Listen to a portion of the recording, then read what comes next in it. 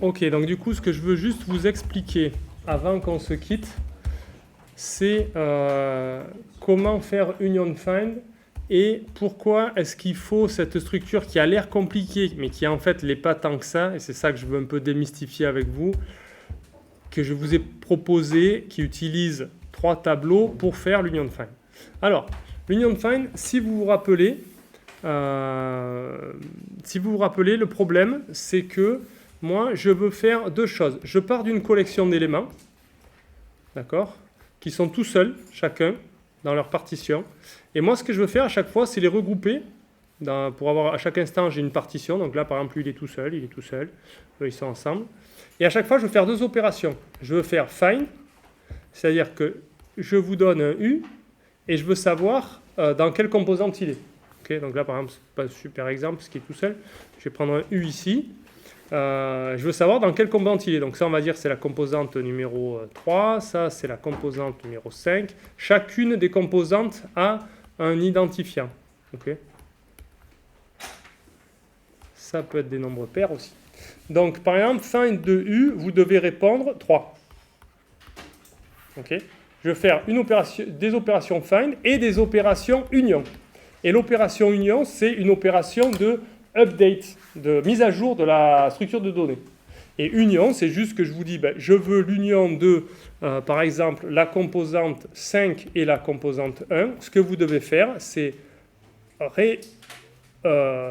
unifier ces deux, faire l'union de ces 2 composantes et mettre à jour votre structure de données qui vous permet de répondre. Alors, il faut lui donner un nouvel identifiant, je ne sais pas ce que c'est.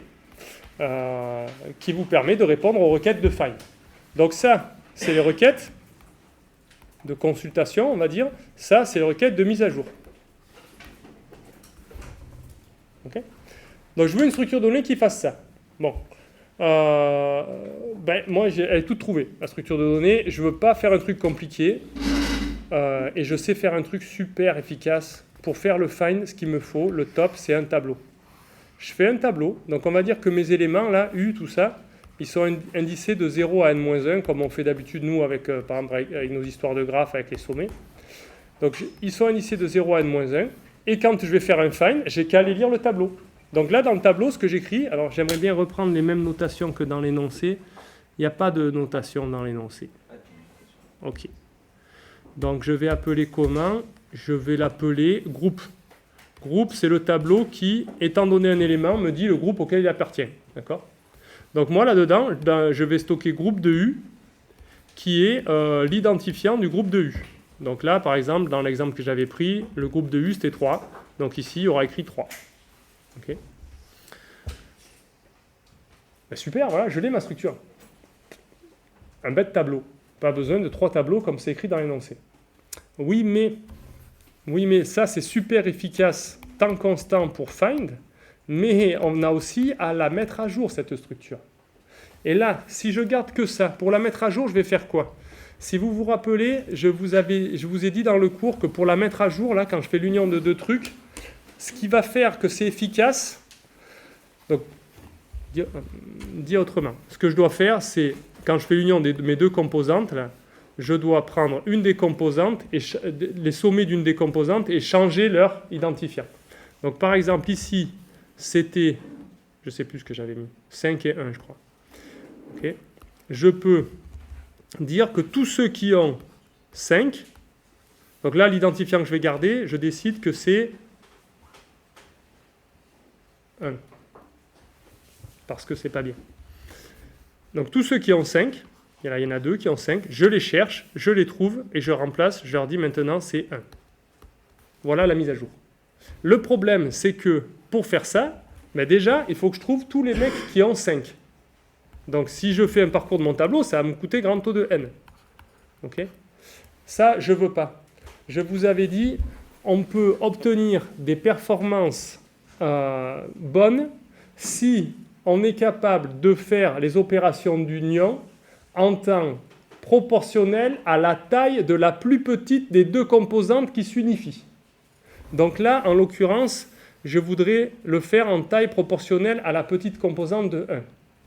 Pour ça, il faut faire une chose qui va du coup se décomposer en deux, c'est qu'en fait déjà, il ne faut pas changer les 5 en 1, parce que ça va me prendre un temps proportionnel au nombre de 5, qui est la grosse des composantes. Moi, je vais changer les identifiants de la petite composante.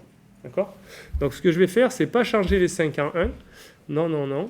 Je vais changer les 1 en 5. Dans ce cas-là, c'est ce qu'il faut faire. D'accord ? Changer les identifiants de la petite. Donc les 5 ne bougent pas. Je vais plutôt chercher le 1. Et c'est le 1. Alors, je ne sais pas où il est, le 1. On va dire qu'il est là. Et c'est le 1 que je vais changer à 5, en 5. Okay ? Les autres ne vont pas bouger. Ça, c'est la première chose. C'est que je dois toucher à la petite composante. Je dois être en temps proportionnel grand O de la petite composante. Sauf que là, je n'ai pas vraiment bougé dans le problème, parce que pour trouver le 1, même s'il n'y en a qu'un, s'il y en a moins, il faut quand même que je parcours tout le tableau. Donc ça va quand même me prendre un temps grand O de n. D'accord ? Si on fait ça, on n'aura pas des bonnes performances. Les bonnes performances, c'est que ça coûte en tout grand O de n log n de faire les unions en tout. Ça veut dire de faire les unions en partant de tout le monde est séparé, je fais des unions, jusqu'à ce que tout le monde soit ensemble. Si on fait là, à chaque étape, avec grand O de la petite composante, en tout, sur toutes les étapes, on obtient grand O de n log n. Et ça, c'est déjà pas mal. Okay ? C'est un peu plus que linéaire, mais c'est pas une carré. Si je fais un truc grand O de n à chaque fois, je le fais une fois, ça fait une carré, et là, c'est très long. Alors, voilà pourquoi je ramène la deuxième partie de la structure de données. C'est qu'en fait, si je veux être capable d'aller changer les 1 en temps proportionnel au nombre de 1 qu'il y a, il faut que je sache où ils sont les 1. Je ne peux pas me permettre de parcourir le tableau. D'accord ? Donc je vais prendre un deuxième truc qui me dit, par exemple, je vais l'appeler liste groupe. Liste groupe, qui pour chaque identifiant de groupe qui existe, qui est valide, donc là par exemple il n'y en a pas beaucoup d'identifiants valides, il y a 1, 3, 5, 7 et 8, qui pour chaque identifiant de groupe, par exemple pour 5, va me donner, devinez quoi? Montrez-moi que vous n'êtes pas mort même si vous avez faim. La liste des sommets dans le groupe 5. D'accord ? Par exemple, disons que dans le groupe 5, il y a les sommets, je mets quoi comme identifiant ? 1 et 2. 1 et 2. Et bien ici, je vais trouver 1 et 2. Il n'y en a pas 3, il y en a 2. Okay. D'accord ? Et pourquoi c'est génial ça ? Ben parce que quand je veux changer les identifiants 5 en autre chose, j'ai qu'à aller voir qui il faut changer. Il faut changer l'identifiant de 1 et 2. Donc là, je sais qu'à ce moment-là, donc c'est un très mauvais exemple, 5. Là, je vois qu'en fait, vous avez vraiment faim. Parce que vous me laissez faire des très mauvais exemples. Et je vois aussi que moi, j'ai faim du coup. On va dire que c'était 7. Okay. Donc dans le groupe 7, il y avait 1 et 2. Ça veut dire que 1, ici, il y a marqué 7 dedans. Et pour 2, il y a marqué 7 aussi. Et ce qui est super, c'est que là, maintenant, je sais directement où c'est les trucs que je dois changer. Si je veux changer les identifiants du groupe 7, je vais lire sa liste. Je vois que c'est dans la case 1 et dans la case 2. J'y ai accès en temps constant et je change parce que je veux. Si par exemple, j'ai fait l'union avec le groupe numéro 2 et que je veux garder l'identifiant 2, je vais remplacer les 7 par un 2. OK ? Et bien voilà pourquoi il faut 2 tableaux. Si je fais ça, je vais juste avoir à parcourir la liste du groupe 7, et si j'ai pris soin que le 7 ce soit le plus petit des deux groupes dont je fais l'union, ça va me prendre un temps proportionnel à grand O de la petite composante. Okay ? Donc ça, c'est bon. Ça marche. Et ensuite, le problème, c'est que dans l'union, quand même, il faut que j'actualise ce truc. Donc quand je fais l'union entre 7 et 2, mais c'est pas très compliqué. J'ai la liste de 7, j'ai la liste de 2. Donc j'ai dit 7, c'est le plus petit des deux. Donc il faut que 2 soit plus grand quand même. Eh bien, j'ai qu'à faire l'union des deux listes. C'est très très simple. Ça se fait en temps constant, ça. Je dis, donc c'est quoi ? J'abandonne 7, je garde que 2. Donc, à la fin de la liste de 2, je dis, je vais mettre la liste 7. Toi, tu pointes plus dans le vide. Tu pointes au début de la liste 7. Toi, tu pointes vers plus rien, toi. T'es vide, toi. Paf, ça, je le fais en temps constant. J'ai juste un pointeur à changer ici, et c'est tout. Il y a un pointeur à changer. Donc je vais vraiment arriver à faire cette opération de mise à jour. Avec cette structure supplémentaire, je vais vraiment arriver à faire l'opération de mise à jour dans ce temps-là. Il y a un troisième tableau que j'ai ramené dans l'histoire. S'il vous plaît. S'il vous plaît. Il y a un troisième tableau que j'ai ramené dans l'histoire. C'est celui qui va me permettre de savoir direct quel est le plus petit des deux groupes. Donc j'ai ramené un tableau, si vous lisez l'énoncé, j'ai ramené un tableau qui dit pour chaque identifiant de groupe, quel est le nombre de sommets dans le groupe. Comme ça, vous pouvez directement savoir, quand on vous donne l'identifiant de groupe, vous pouvez directement savoir lequel est le plus petit. Ok ? Deux choses que je voudrais dire, importantes.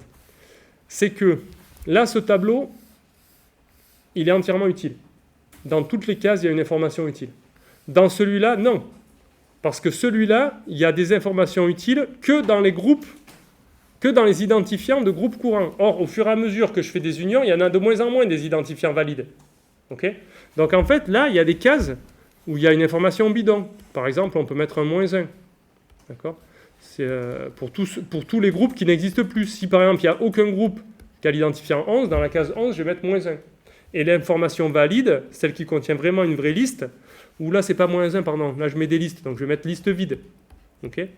Les seuls qui n'auront pas une liste vide, c'est les identifiants de groupe valides. Pareil, du coup, dans le tableau de taille. Le tableau, donc taille de groupe, il est indicé par... Donc ici, l'indice, là, c'est les identifiants de groupe. Alors qu'ici, l'indice, la différence, c'est que c'est les identifiants de sommet. Et celui-là, il est aussi indicé par les identifiants de groupe, puisque ce que je veux savoir, c'est que pour un groupe donné, pour le groupe 11, je veux savoir sa taille. Ici, je mets le nombre d'éléments qu'il contient, 5. Et donc, il y a plein de groupes qui n'existent plus. Là, tous ceux qui n'existent plus, eux, ils auront une information bidon, par exemple, -1. Okay ? Dernière chose que vous allez me dire avant qu'on se quitte, comme ça, on va manger super content sur une victoire, c'est pourquoi ce tableau, il n'est pas absolument nécessaire pour arriver à cette performance. Je l'ai rajouté parce que je trouve que c'est plus commode d'avoir accès directement à la taille du groupe. Donc lui aussi, bien sûr, il faut le mettre à jour. Hein. Quand vous fusionnez deux groupes, il faut faire la somme des trucs sur le plus grand. Quoi, hein. C'est rien, quoi. Ça c'est très facile à faire. C'est-à-dire si vous fusionnez le groupe 11 avec le groupe 4, que c'était par exemple comme ça, vous allez dire, dans 11, maintenant j'ai mis tout le monde dans 4, donc là je vais mettre -1 pour dire que c'est bidon, et il y avait 5 mecs ici, donc je vais les ramener ici, et maintenant ils sont 13. Okay, bon, ça va, ça se fait en temps constant aussi. Pourquoi est-ce que je peux m'en passer en fait de celui-là, si je dis pas de bêtises ? Je peux m'en passer en fait de la taille du groupe. Savoir lequel groupe est le plus petit, je peux le faire avec la liste, vraiment. Mais le problème, c'est que vous allez parcourir le premier groupe. Hein ? Avec la liste, ce sera en haut de grands composants. Et c'est ça le problème. Vous allez parcourir les deux groupes. Okay ? Donc vous parcourez le premier, vous regardez sa taille, vous parcourez le deuxième. Vous regardez sa taille. Bon, vous choisissez le plus petit. Ouais, mais c'est trop tard, vous avez déjà parcouru le grand. Donc ça vous a déjà coûté grand taux de la grande composante. Ça, vous n'avez pas le droit de faire ça. Alors, comment le faire ? De façon de ne pas se faire avoir. J'ai juste la liste des deux, et je veux, en grand taux de la petite, savoir laquelle des deux listes est la petite. Si vous me dites, je vais aller manger, mais trop heureux. Vous ne les parcourez pas une après l'autre. Ce n'est pas vous qui parcourez entièrement une liste, puis entièrement l'autre. Vous les parcourez en simultané. Vous avancez de 1 en synchronisé dans les deux listes. La première qui arrive à pointeur nul, c'est la plus petite. Okay ? Donc si vraiment on voulait se passer du tableau taille, on pourrait s'en passer. Mais moi je trouve que c'est quand même pratique d'avoir un accès direct à la taille des groupes, sauf que ça fait une information de plus à maintenir. Bon, comme je trouve que c'est pratique, je vous l'ai mis dans le sujet, si vous arrivez à vous en passer, vous pouvez. Oui, dis-moi. Mais du coup, si on parcourt les deux en simultané, ouais. pas 2 fois la petite composante au final ? Si, mais 2 fois la petite composante, je ne les compte pas les constantes, d'accord ? C'est encore grand taux de petites composantes. Le 2, il passe, oui, tu as raison, on paye quand même 2 fois la taille de la petite composante. Mais là, en fait, on la paye plein de fois la taille de la petite composante. Il y a plein de... Toutes les constantes multiplicatives, je ne les compte pas. Ok ? Vous allez manger heureux, vous aussi ? Allez, on s'arrête là. Bon appétit.